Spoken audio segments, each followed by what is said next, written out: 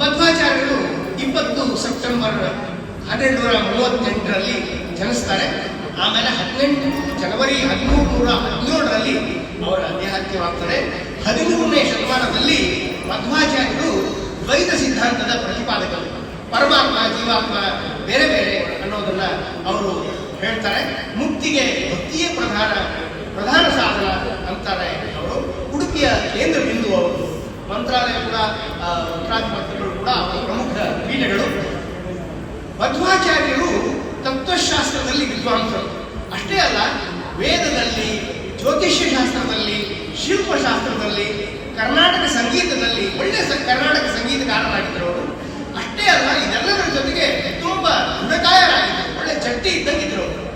ಅದರ ಜೊತೆಗೆ ತುಂಬಾ ಒಳ್ಳೆ ಗ್ರಂಥ ರಚನೆ ಕೂಡ ಮಾಡಿದ್ರು. ಅಷ್ಟೇ ಅದರ ಜೊತೆಗೆ ನಿರ್ಲಿಪ್ತ ಸನ್ಯಾಸಿ ಕೂಡ ಆಗಿದ್ದರು ಮಧ್ವಾಚಾರ್ಯರು. ಶ್ರೀ ಶಿಷ್ಯ ನರಹರಿ ತೀರ್ಥರಿಂದ ಕನ್ನಡದಲ್ಲಿ ಬಹಳಷ್ಟು ಪದ್ಯಗಳನ್ನ ಮಧ್ವಾಚಾರ್ಯರು ಬರೆಸ್ತಾರೆ. ಶ್ರೀಪಾದರಾಜರು, ಪುರಂದರದಾಸರು, ಕನಕದಾಸರು, ವಿಜಯದಾಸರು, ಗೋಪಾಲದಾಸರು, ಜಗನ್ನಾಥದಾಸರು ಮಧ್ವಾಚಾರ್ಯರ ಶಿಷ್ಯ ವೃಂದ. ಅದೇ ರೀತಿ ಹೆಳವನಕಟ್ಟೆ ಗಿರಿಯಮ್ಮ, ಹರಪನಹಳ್ಳಿ ಭೀಮವ್ವ, ಗಲಗಲಿ ಜೀವುಬಾಯಿ ಅವರೆಲ್ಲರಿಗೂ ಮಧ್ವಾಚಾರ್ಯರೇ ಸ್ಫೂರ್ತಿಯಾಗ್ತಾರೆ. ಅನಕ್ಷರಸ್ಥ ಹಳ್ಳಿ ಜನರಿಗಾಗಿ ಮಧ್ವಾಚಾರ್ಯರು ಭಗವದ್ಗೀತೆಯನ್ನ, ದಶಾವತಾರವನ್ನ ನಾಟಕವನ್ನಾಗಿ, ಬಯಲಾಟವನ್ನಾಗಿ ಪ್ರಾರಂಭಿಸ್ತಾರೆ. ಇಂದಿನ ಎಲ್ಲಾ ವಿಜ್ಞಾನದ ಆವಿಷ್ಕಾರಗಳನ್ನ 13ನೇ ಶತಮಾನದಲ್ಲಿಯೇ ಅವರು ತಮ್ಮ ಗ್ರಂಥಗಳಲ್ಲಿ ಬರೆದಿದ್ರು. ಶಂಕರಾಚಾರ್ಯರು ಶಿವನ ಅವತಾರ ಅಂತ ನಾವು ಹಾಗೆ ನಂಬ್ತೀವೋ, ಅದೇ ರೀತಿ ರಾಮಾನುಜಾಚಾರ್ಯರು ಆದಿಶೇಷನ ಅವತಾರ ಅಂತ ನಾವು ನಂಬೋ ಹಾಗೇನೆ ಮಧ್ವಾಚಾರ್ಯರು ರಾಮಾಯಣದ ಆಂಜನೇಯನ ಅವತಾರ, ಅದೇ ರೀತಿ ದ್ವಾಪರದ ಭೀಮನ ಅವತಾರ ಅಂತ ಕೂಡ ಬಹಳಷ್ಟು ಜನ ನಂಬ್ತಾರೆ. ಅವರ ತಂದೆ ನಡಿಲ್ಲಾಯರು, ತಾಯಿ ವೇದವತಿ.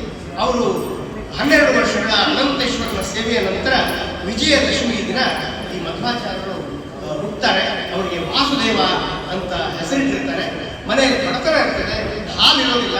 ತಾಯಿ ದನ ಮನೆಗಿರೋ ಒಂದು ಆಕಳು ಎಲ್ಲ ಹೊರಗಡೆ ಮೇಲಿಗೆ ಹೋಗಿರ್ತದೆ. ತಾಯಿ ಆಕಳು ಬಂದ್ಮೇಲೆ ತಿನ್ಲಿಕ್ಕೆ ಅಂತ ಹುರುಳಿ ಬೇಯಿಸಿಟ್ಟಿರ್ತಾಳೆ. ಒಂದು ಹುಟ್ಟಿ ಹುರುಳಿಯನ್ನ ಈ 6 ತಿಂಗಳ ಮಗು ವಾಸುದೇವ ತಿಂದು ಹಾಕಿಟ್ಟಿರ್ತಾನೆ. ಅಂದ್ರೆ ನೀವು ಅವರ ಒಂದು ಆ ಶಕ್ತಿಯನ್ನ ನೀವು ಅರ್ಥ ಮಾಡ್ಕೋಬಹುದು. ಭೀಮಸೇನನ ಅವತಾರವೇ ಸರಿ. ಯಾಕಂತಂದ್ರೆ ಆ 3 ವರ್ಷದ ಬಾಲಕ ಪೂರ್ತಿ ದಿನ ಆಕಳ ಜೊತೆಗೆ ಕಾಡನ್ನು ತಿಂತಾ ಇರ್ತಾನೆ. 16 ಮೈಲಿ ನಡೆದು ಅನಂತೇಶ್ವರನ ದೇವಸ್ಥಾನಕ್ಕೆ ಹೋಗ್ತಾ ಇರ್ತಾನೆ. ಹೀಗೆ ಅವನು 7 ವರ್ಷ ಆಗುವಷ್ಟರಲ್ಲಿ ಅಲ್ಲಿ ಬರಗಾಲ ಬರ್ತದೆ, ನೀರಿರೋದಿಲ್ಲ. ತಾಯಿಗೋಸ್ಕರ ಒಂದು ಕಟ್ಟಿಗೆಯಿಂದ ಒಂದು ತೀರ್ಥವೇ ಮನೆ ಹತ್ರ ಸೃಷ್ಟಿಸ್ತಾರೆ ಮಧ್ವಾಚಾರ್ಯರು. ಒಂದು ಗುರುಕುಲಕ್ಕೆ ಕಲಿಯೋಕೆ ಹೋಗಿರ್ತಾರೆ. ಗುರುಗಳಿಗೆ ಆಶ್ಚರ್ಯ, ಅವರು ಏನೇನು ಕಲಿಸ್ಬೇಕಂತ ಮಾಡಿರ್ತಾರೋ ಇವ್ರು ಎಲ್ಲವನ್ನೂ ಕಲ್ತೇ ಬಿಟ್ಟಿರ್ತಾರೆ. ಗುರುಗಳಿಗೆ ಕಲಿಸ್ತಾರೆ ಇವರು ಬಹಳಷ್ಟು ವಿಷಯಗಳನ್ನ. ಹಾಗಾದ್ರೆ ಗುರುಕುಲದಲ್ಲೂ ಕೂಡ ನೀರಿನ ತೊಂದರೆ ಬಂದಾಗ ಆ ಗುರುಕುಲದ ಪಕ್ಕಕ್ಕೂ ಕೂಡ ಒಂದು ನೀರಿನ ಸರೋವರವನ್ನ ದಂಡವನ್ನು ತಗೊಂಡು ಸೃಷ್ಟಿಸ್ತಾರೆ. ಅದಕ್ಕೆ ದಂಡ ತೀರ್ಥ ಅಂತ ಹೇಳಿ ಕರೆಯಲ್ಪಡುತ್ತದೆ. ಹೀಗೆ ಗುರುಗಳಿಗೆ 9ನೇ ವರ್ಷದಲ್ಲಿಯೇ ಅವರು ಐತ್ರೇಯ ಶ್ರುತಿ ಬಗ್ಗೆ ಚರಣಚರಣವಾಗಿ ಸಾಂದರ್ಭಿಕ ಅರ್ಥಗಳೊಂದಿಗೆ ವಿವರಿಸಿ ತಿಳಿಸ್ತಾರೆ. ಆಮೇಲೆ ಅದರ ನಂತರ ಅವರು ಅಚ್ಯುತ ಪ್ರಜ್ಞರ ಶಿಷ್ಯರಾಗ್ತಾರೆ. ಅಚ್ಯುತ ಪ್ರಜ್ಞರಿಗೆ ಅನಂತೇಶ್ವರ ಕನಸದಲ್ಲಿ ಹೇಳ್ತಿರ್ತಾರೆ, ಏನಂದ್ರೆ ಒಬ್ಬ ಶಿಷ್ಯ ಬರ್ತಾನೆ, ಅವನನ್ನು ಒಪ್ಪೋ ನೀನು, ಅವನಿಂದ ನಿನ್ನ ಉದ್ಧಾರ ಆಗ್ತದೆ ಅಂತ. ಹೀಗಾಗಿ ಅಚ್ಯುತ ಪ್ರಜ್ಞರು ಇವು ಪೂರ್ಣ ಪ್ರಜ್ಞರನ್ನ ಶಿಷ್ಯನಾಗಿ ಸ್ವೀಕರಿಸ್ತಾರೆ. ಆದರೆ ಅವರು ಮಠದ ಉತ್ತರಾಧಿಕಾರಿಯ ಮೇಲೆ ಅವರು ತಮ್ಮನ್ನು ತಾವು ಮಧ್ವಾಚಾರ್ಯರು ಅಂತ ಹೇಳಿ ಕರ್ಕೊಳ್ತಾರೆ. ಮಧ್ವರು ಜಗತ್ತು ನಿತ್ಯ ಅನ್ನೋ ವಾದವನ್ನ ಖಂಡಿಸ್ತಾರೆ, ದ್ವೈತವಾದವನ್ನ ಬೋಧಿಸ್ತಾರೆ. ಮಧ್ವರು ಆಮೇಲೆ ದಿಗ್ವಿಜಯ ಪ್ರಾರಂಭಿಸ್ತಾರೆ. 12ನೇ ವಯಸ್ಸಿನಲ್ಲಿ ಅವರು ಭೀಮಸೇನನ ಆಂಜನೇಯನ ಅವತಾರ ಅಂತ ಹೊಗಳಿದಾಗ ಒಬ್ಬರ ಮನೆಯಲ್ಲಿ ಅವ್ರಿಗೆ ಇವರು ಭೀಮಸೇನನ ಅವತಾರನ, ಹಾಗಾದ್ರೆ 200 ಬಾಳೆಹಣ್ಣು ತಿನ್ನಿ ಅಂತ ಹೇಳಿ ಅವ್ರು ಮುಂದಿಟ್ಟಾಗ 200 ಬಾಳೆಹಣ್ಣುಗಳನ್ನ ಮಧುರು ಅವರು ಸಂತೃಪ್ತಿ ಪಡಿಸ್ತಾರೆ. ಆಮೇಲೆ ಅವರು ತಿರುಗಾಟದಲ್ಲಿದ್ದಾಗ ಶ್ರೀಮುಷ್ಣ ಅಂತ ತಮಿಳುನಾಡಿನಲ್ಲಿ, ಅಲ್ಲೂ ಕೂಡ ನೀರಿನ ತೊಂದರೆ ಇರ್ತದೆ. ಅಲ್ಲೂ ಕೂಡ ತಮ್ಮ ದಂಡದಿಂದ ಒಂದು ಸರೋವರವನ್ನ ಸೃಷ್ಟಿಸಿದ್ರು ಅಂತ ಹೇಳಿ ನಾವು ಕೇಳ್ಪಡ್ತೀವಿ. ಆಮೇಲೆ ಅವರು ಬದ್ರಿ ಯಾತ್ರೆ ಮಾಡ್ತಾರೆ. ಬದ್ರಿಯಿಂದ ಬಂದ ಮೇಲೆ ಉಡುಪಿಯಲ್ಲಿ ಕೃಷ್ಣ ಮಠವನ್ನ ಸ್ಥಾಪಿಸ್ತಾರೆ. ಅದೊಂದು ರೋಚಕ ಕಥೆ. ಒಂದು ಸರಿ ಅವರು ಸಮುದ್ರ ದಂಡೆಯಲ್ಲಿ ಕುಳಿತುಕೊಂಡಾಗ ದ್ವಾರಕೆಯಿಂದ ಒಂದು ಹಡಗು ಬರ್ತದೆ. ಆ ಹಡಗು ಬೈದಾಡ್ತಾ ಇರ್ತದೆ. ಇವರು ತಮ್ಮ ಶಾಖೆಯಿಂದ ಅದನ್ನ ಕರೀತಾರೆ. ಆಗ ಹಡಗು ಸುಸೂತ್ರವಾಗಿ ಸಮುದ್ರ ದಂಡೆಗೆ ಬಂದು ನಿಲ್ತದೆ. ಆಗ ಹಡಗಿನ ನಾವಿಕ ತುಂಬಾ ಸಂತೋಷ ಪಡ್ತಾರೆ. ಕಾಣಿಕೆ ಕೊಡಲಿ ಅಂತ ಹೇಳಿದಾಗ ಏನು ಮಾಡಪ್ಪ ನಿನ್ನ ಹಡಗಿನೊಳಗೆ ಕೆಳಗಡೆ ಮಣ್ಣದಲ್ಲ ಒರಿಸಿದ ನಿಮ್ಮ ಗುಜರಾತಿನ ಮಣ್ಣು ಗೋಪಿ ಚಂದನ ಅದನ್ನು ಕೊಡೋದು ಕೇಳ್ತಾರೆ. ಆ ಗೋಪಿ ಚಂದ್ರನ ಮೇಲೆ ಮಣ್ಣನ್ನು ತಗೊಂಡು ಏನ್ ಮಾಡ್ತೀವಿ ಕೊಡಳೆ ಏನ್ ಬೇಕು ಹೇಳಿ ಅಂತ ಇಲ್ಲ ಇಲ್ಲ ಆ ಮಣ್ಣನ್ನು ಮಾತ್ರ ಕೊಡು ಅಂತಾರೆ. ಆ ಮಣ್ಣನ್ನು ಬಂದಾಗ ಅದನ್ನು ತೆಗೆದಾಗ ಬಲರಾಮ ಮತ್ತು ಕೃಷ್ಣನ ವಿಗ್ರಹಗಳು ಹೊರಗೆ ಬರೋಣ. ಅವು ಯಾವ ವಿಗ್ರಹಗಳು ಅಂತಂದ್ರೆ ಆ ದ್ವಾಪರ ಯುಗದಲ್ಲಿ ತಾಯಿ ದೇವಕಿ ಹೇಳ್ತಾಳೆ, ಕೃಷ್ಣ ನೀನು ಯಶೋಧೆ ಹತ್ರ ಬೆಳೆದ್ಬಿಟ್ಟೆ, ನಾನು ನಿನ್ನ ಬಾಲಲೀಲೆಗಳನ್ನ ನೋಡ್ಲಿಕ್ಕೆ ಆಗಿಲ್ಲ ಅಂತ ದೇವಕಿ ಬೇಜಾರು ವ್ಯಕ್ತಪಡಿಸಿದಾಗ ಕೃಷ್ಣ ಮತ್ತೆ ಮಗು ಆಗ್ತಾನೆ. ಸಣ್ಣ ಮಗುವಾಗಿ ತನ್ನ ಬಾಲಲೀಲೆಗಳನ್ನೆಲ್ಲ ದೇವಕಿಗೆ ತೋರಿಸ್ತಾನೆ. ಅದನ್ನೆಲ್ಲ ರುಕ್ಮಿಣಿ ಮರೆಯಲ್ಲಿ ನಿಂತು ನೋಡ್ತಿರ್ತಾಳೆ. ನೋಡಿ ಆಕೆಯೂ ಸಂತೋಷ ಪಡ್ತಾಳೆ. ಅಷ್ಟೇ ಅಲ್ಲ, ಅವಳು ಏನ್ ಮಾಡ್ತಾಳೆ ಅಂತಂದ್ರೆ ವಿಶ್ವಕರ್ಮರನ್ನ ಕರೆಸಿ ಆ ಕೃಷ್ಣನ ಒಂದು ವಿಗ್ರಹವನ್ನ ಮಾಡಿಸ್ತಾಳೆ. ಆ ವಿಗ್ರಹವನ್ನ ಅರ್ಜುನ ರುಕ್ಮಿಣಿ ವನದಲ್ಲಿ ಇರಿಸಿರ್ತಾನೆ.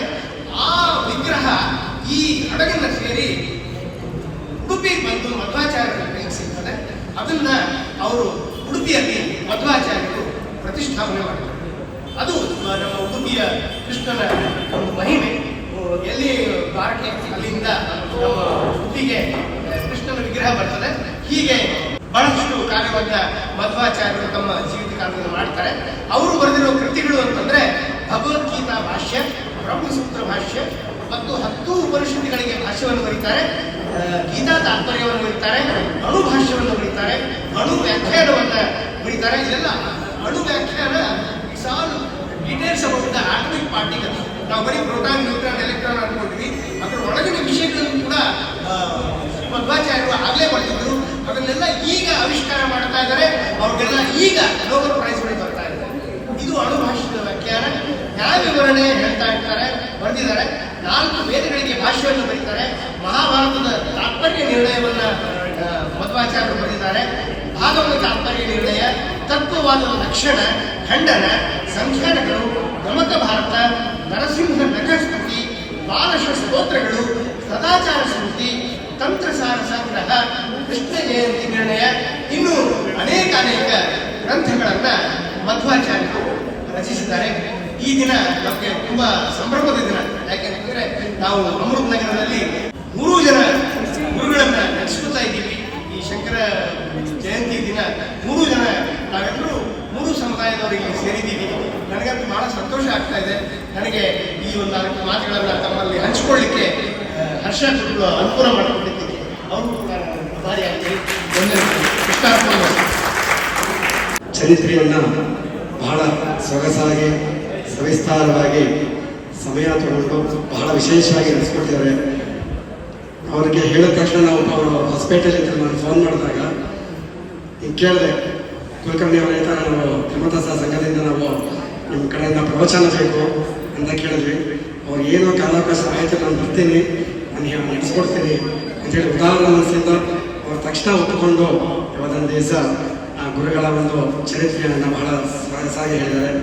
ಎಲ್ಲರ ಪರವಾಗಿ ಅವರಿಗೆ ಚಪ್ಪಾಳೆ ಅವರಿಗೆ ಧನ್ಯವಾದಗಳು.